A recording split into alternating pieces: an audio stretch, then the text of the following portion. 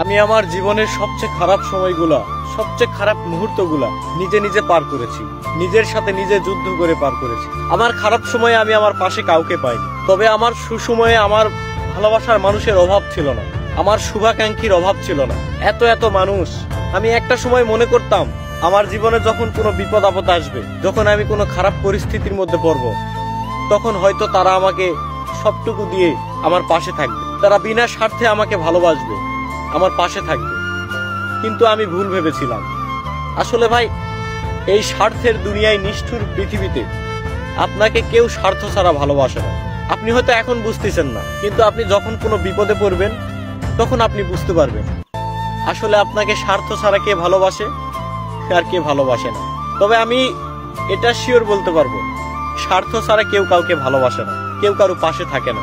স্বার্থের পৃথিবীতে সবাই স্বার্থের পাগল।